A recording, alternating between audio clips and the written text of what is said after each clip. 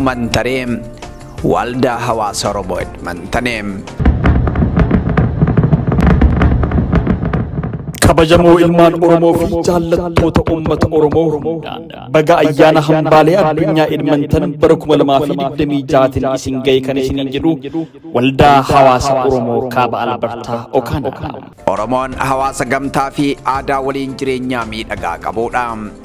Sirna gadaa keessatti waliin jireenyi bu'uura hawaasummaa fi utubaa uummata Oromoo yoo ta'u, hawaasummaa keessaan dhimmoota jiruu fi jireenyaa, gaddaa fi gammachuu, dhiphoo fi bal'inaa, quufaa fi gabbinaa, ooltee bultee fi siyaasa dinagdee isaa ittiin to'ata.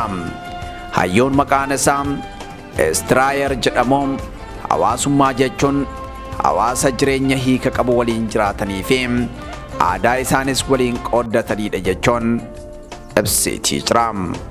Qo'attoonni falaasama hawaasummaa yookaan sooshoolojistii hawaasummaan waan hundumaafuu bu'uura akka ta'e eeru.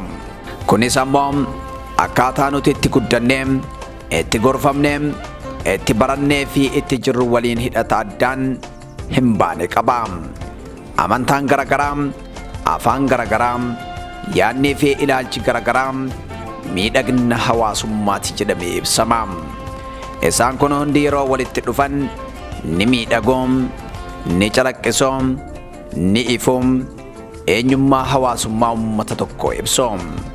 Dhugaan hawaasummaa kana utubee dhaabu ammoo amala namummaatiin waliif yaaduudha.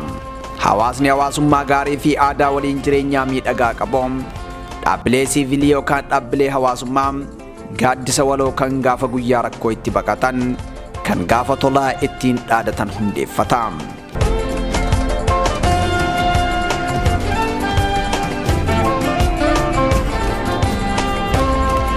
Dhaabbileen hawaasummaa sirna hojii, caasaa fi duudhaalee hawaasni tokko walitti hidhatee ittiin jiraatuu fi waliin gargaaramuudha.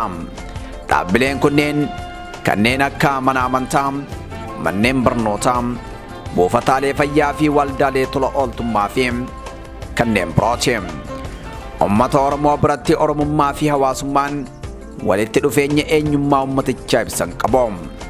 Oromummaan akkaataa itti Oromoon eenyummaa, aadaa, safuu fi sirna gadaa irratti hundaa'uun tokkummaa fi walitti dhufeenya hawaasummaa ittiin calanqisiisu yoo ta'u, hawaasummaan ammoo wal gargaarsaa, jaalalaa, kabajaa waliinii fi tumsa uummataa kan aadaa Oromoo keessatti guddachaa dhufeedha. Hawaasummaan Oromoo aadaa wal deeggaruu, wal kabajuu fi walooma uummataa kan cimsuudha. Eegaa aadaan hawaasummaa fi waliin jireenyaa miidhagaan uummanni Oromoo waliin qabu kun Oromiyaa qofa keessatti osoo hin taane bakka Oromoon jiru hundatti shaakalamaa jira. Uummanni Oromoo rakkoo siyaasaa, dinagdee fi hawaasummaan dhiibamee biyya abbaa isaa irraa bahee kutaalee addunyaa garagaraa keessa jiraatu aadaa waliin jireenyaa fi hafuura Oromummaa fi eenyummaa isaa dagaagsaa jira.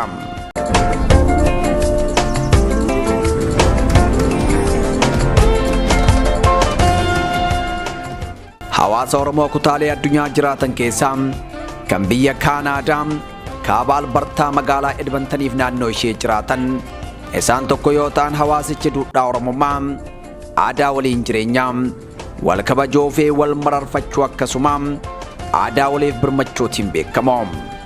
Ummatichi aadaa waliin jiraachuu keessaa tokko kan ta'e gaaddisa waloo waldaa hawaasa Oromoo Kaaba Albartaa jedhamu hundeessuun seenaawwan dhalootaa dhalootatti darban hojjetaa jira. Waldaan hawaasa Oromoo biyya Kaanaadaa Kaaba Albartaa Edmonton uummata Oromoo biyya keessatti cunqursaa jala jiruuf sagalee ta'uun qabsaa'onni dhiibbaa siyaasaan biyyaa baqatan karaa irratti qubsuma akka argatan gama taasisuu fi hojiiwwan fakkeenya ta'an biroo hojjechuun beekama. Waldaan hawaasa Oromoo Kaaba Albartaa rakkoo hawaasni yookaan uummanni Oromoo biyya keessaa fi biyyoota ollaa Oromiyaa dabalatee biyyoota baqattummaa adda addaa keessa jiru akkasumas eegaree dhaloota Oromoo biyya ormaa keessatti dhalatanii guddataa jiranii fi maatii isaanii ilaalcha keessa galchuun kan hundeeffamedha. Waldichi bara 2005 akka lakkoofsa Awurooppaatti hawaasa xinnaa magaalaa Edmontonii fi naannoo ishee jiraataniin hundeeffame. Waldaan hawaasa Oromoo Kaaba Albartaa magaalaa Edmonton hojiiwwan fayyadamummaa hawaasaa mirkaneessanii fi aadaa, duudhaa, eenyummaa fi seenaa uummata Oromoo addunyatti mul'isan galma giddugala hawaasa Oromoo bituu fi hundeessu hammam Oromoota rakkoo siyaasaatiin biyya irraa dhiibamanii biyyoota ollaa keessa jiran akkasumas qabsaa'ota qabsoo bilisummaa Oromoo keessatti aarsaa maayii fi lubbuu kafalan ispoonsara godhee simatee qubachiisuutti hojii fakkeenyummaa fi eenyummaa Oromoo bu'uura Oromummaa calanqisiisuun hojjetaa jira.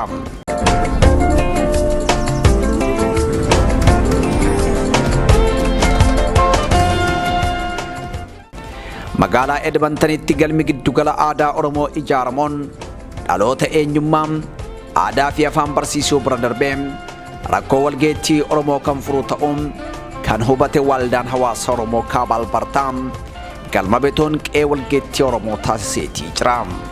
Hojiin hawaasaa fi Waldaan Hawaasa Oromoo Edmonton kiilee ittiin lixan kan biraa feestivaala agarsiisa hambaalee Edmonton Heritage Festival irratti Oromiyaa bakka bu'uun hirmaachuu fi aadaa Oromoo miidhagaa addunyatti beeksisaa jiraachuu isaaniiti. Waldichi aadaa, duudhaa, eenyummaa fi seenaa uummata Oromoo addunyatti agarsiisuun cinattee namoota qabsoo Oromoo keessatti aarsaa kafalanii biyya baqaa keessatti rakkataa jiran ispoonsaraan gara Kaanaadaa fiduu irratti hojii bal'aa hojjeteetii jira.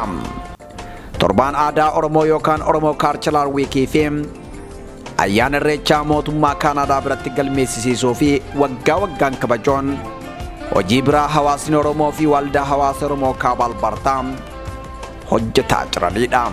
Sagantaa gargaarsa namoomaa fi falmii mirga dhala namaa taasisuun uummata biyya keessatti rakkoo siyaasaa fi waraanaa jidduutti danqameef sagalee ta'uun dargaggoota jajjabeessuu fi tajaajiloota gurmuu fi mataayyaa adda addaa hawaasaaf kennuun hojiiwwan waldichi hojjechuun beekamuudha. Hawaasni Oromoo Edmonton biyya ormaa qubatee keessa jiraatu kanatti akka Oromootti beekamee jiraachuu fi dhaloota jalaan dhufuus hambaalee aadaa fi seenaa akka sabaatti Oromoon qabu dhaalchisuuf jabaatee hojjechuun barbaachisaa ta'uu isaa amanuun karaa Waldaa Hawaasa Oromoo Kaaba Albartaatiin irratti hojjetaa ture. Hawaasichi mul'ata Oromiyaa guddoo addunyatti beeksisuu qabatee ka'ee galmaan gahuuf feestivaala agarsiisa hambaalee aadaa idil addunyaa Edmontonitti qophaa'u irratti hirmaachuun murteessaadha jechuun bara 2015 irraa jalqabee waltajjii irratti hirmaachuuf hojjetaa ture. Qaamota dhimma ilaalaniif osoo walirraa hin kutin gaafilee waggoota 7 dhiyeessaa kan ture Waldaan Hawaasa Oromoo Kaaba Albartaa dadhabbii fi hojii obsa fixachiisaa waggoota 7 booda bara 2022 yeroo jalqabaatiif feestivaala agarsiisa hambaalee Edmonton irratti hirmaachuun aadaa miidhagaa uummanni Oromoo qabu addunyatti mul'isuuf carraa argate. Feestivaalli agarsiisa hambaalee Edmonton kun feestivaala guddichaa fi waggoota 50 yookaan jaarraa walakkaaf geggeeffamee turee fi ayyaana yuuneeskootti beekameedha. Bara 2022 irraa kaasee dirree feestivaalaa kanaa fi biyya Kaanaadaa keessatti Oromiyaa yookaan Oromoo Pavilion kan jedhu maqaan tarree biyyoota addunyaa biyya Kaanaadaa keessatti galmeeffamuu danda'eetii jira. Roorroon maqaa Itoophiyaan uummata Oromoo aadaa fi eenyummaa isaa irratti adeemsifamtu waltajjii feestivaala agarsiisa hambaalee Edmonton irratti irraa hin hafne.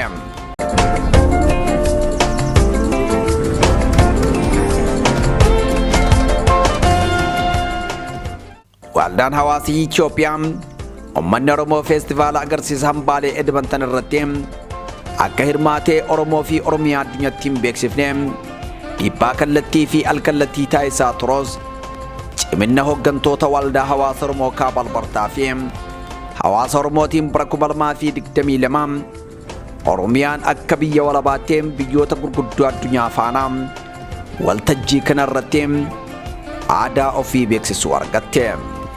Kun uummata Oromootiif waltajjii feestivaala agarsiisa hambaalee Edmonton irratti aadaa ofii agarsiisuu qofa osoo hin taane injifannoo eenyummaa fi aadaa Oromoo irratti argameedha. Egaa hawaasni Oromoo waltajjii feestivaala agarsiisa hambaalee Edmonton irratti aadaa fi eenyummaa isaa akka agarsiisuuf hayyamameef booda qaamonni Itoophiyaa jalatti dhokachuun Oromoo balleessuu barbaadan hiree tana jaamsuuf hojjetaa turanis ciminaa fi hubannoo hooggantoota hawaasa Oromoo Edmontoniin irra aanamee jira. Feestivaala agarsiisa hambaalee Edmonton irratti agarsiisa aadaa yookaan shubbisa Oromoo, agarsiisaa fi dhiyeessii nyaata aadaa Oromoo, agarsiisa meeshaalee faaya aadaa Oromoo, agarsiisaa fi dhandhama buna Oromiyaa, agarsiisa sirna abbaa gadaa fi haadha siiqee, seenaa, qabeenyaa fi teessuma lafa Oromiyaa fi Oromoo bifa barruu fi sagaleetiin keessummeessaa kunuunsaa fi jaalala aadaa Oromoo, kitaabotaa fi barruulee seenaa fi aadaa Oromoo waltajjicha irratti dhiyaachuun guddummaa Oromoo addunyatti mul'isanii jiru. Qabeenya Oromoo fi Oromiyaan qabdu waltajjii kana irratti uummata addunyaa barsiisuuf gareeleen 16 ol gurmaa'uun waggaa waggaan seenaa dhalootaa dhalootatti ce'uu hojjetaa jiru. Gareewwan Oromiyaa addunyatti beeksisuun goodoo seenaa ijaarrataa jiran gartuu agarsiisa sirba aadaa hammaam, garee hojii fi qophii nyaata aadaatti, garee keessummeessituu hammaam, garee dhiyeessii bunaa fi faayaatti, garee meeshaalee aadaa hammaam, garee sirna gadaa yookaan abbaa gadaa fi haadha siinqeetti, garee ijaarsa dassoo yookaan goodoo fi muummee waltajjii hammaam, garee qorannoo fi maxxansaatti, garee sabaa himaa qunnamtii fi kuusaa hamma garee madda diinagdeef qabeenyaatti, garee nageenyaa fi sirnaa hammaam, garee qulqullinaaf fayyaatti, garee geejjibaa fi dhiyeessii hammaam, garee odeeffannoof qajeelchaatti, garee bobbaa sochii fi hirmaannaa uummataa hammaam, garee to'annoo akkasumas garee seeraa fi gorsaatti hojii dinqii waggaa waggaan hojjetaatii jiru.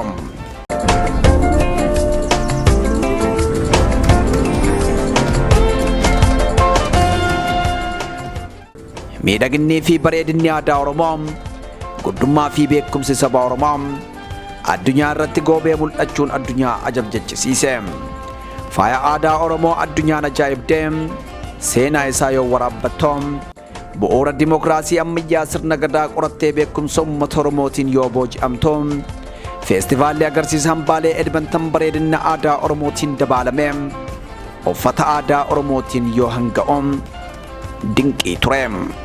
Uummanni Oromoo bara 2022 feestivaala agarsiisa hambaalee Edmonton irratti biyyoota 86 keessaa sadarkaa tokkoffaa ba'uun imala milkiin dabalame yoo jalqabu bara 2023 biyyoota 89 keessaa sochii sirba aadaan sadarkaa lammaffaa mul'isa fakkii fi meeshaalee aadaatiinis sadarkaa lammaffaa bahuun itti fufe.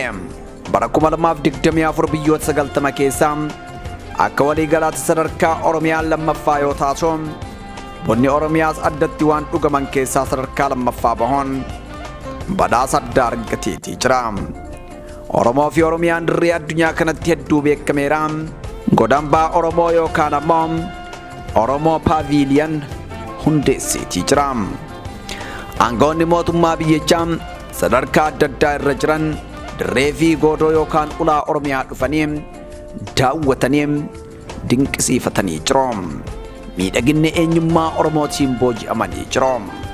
Dhaloonni haaraan biyya alaa keessatti dhalatan godambaa kanarraa barataa jiru. Hawaasni sun hawaasa rakkoo fi dhiibbaa hedduu cabsee Oromiyaa waltajjii addunyaatti beeksisee ta'uu isaa seenaan isaa balballoomsaa jira. Feestivaala agarsiisa hambaalee Edmonton bara 2026 Agayya 1-2-3 adeemsifamu irratti Waldaan Hawaasa Oromoo Edmontonii fi Oromoon kutaalee Ameerikaa Kaabaa garagaraa keessa jiraatan saganticha irratti argamuun eenyummaa fi aadaa Oromoo addunyatti beeksisuuf qophaa'aa jiru. Dhaloonni seenaa hojjetu bor seenaan isa faarsa. Waldaan Hawaasa Oromoo Edmonton fakkeenya dhaloota har'aati.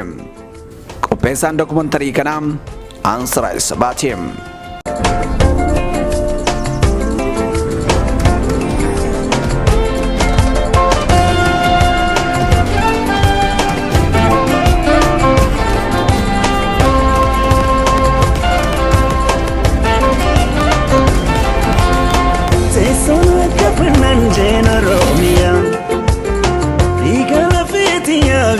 Bakia, Tesona Oromiyaa Igala fetiya biya bakiya Mi abba manendalato